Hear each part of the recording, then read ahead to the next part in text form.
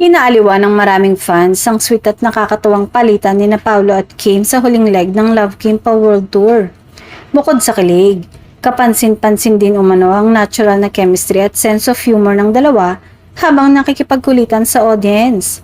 Sa naging mensahe ni Paolo para kay Kim, sinabi ng aktor na ang wish niya para dito ay maging stress-free ito sa mga susunod na buwan at taon. Agad namang kinilig ang fans dahil sa tila maalagang paraan ng pagsasalta ng aktor para sa kanyang leading lady. Hindi rin nagpahuli si Kim sa pagbibigay ng nakakatawang sagot. Say niya, daig ko pa yung mga itlog na binibenta sa grocery. Yung organic, raised in a stress-free environment. Dahil dito, humagalpak sa tawa ang audience at mas lalong humanga ang fans sa pagiging witty at mabilis mag-isip ng aktres. Marami ring netizens ang nagsabing isa talaga sa strength ni Kim ay ang natural nitong pagpapatawa at pagiging light vibes sa kahit anong sitwasyon.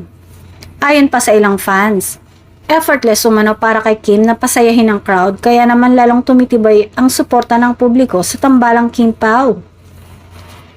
Mas ikinakilig naman ang supporters ng dalawang revelasyon ni Kim na si Paolo raw ang nag-a-absorb ng kanyang stress.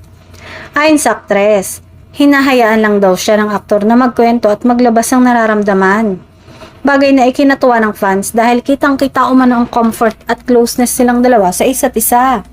Samantala, excited na rin ngayon ang mga fans kung paano isi-celebrate ng Kim Pao tandem ang nalalapit na birthday ni Paolo sa May 13. Matatandaan ang birthday ni Kim noong April 19. Naging simple ngunit intimate lamang ang selebrasyon kasama ang kanyang pamilya at pamilya rin umano ng aktor.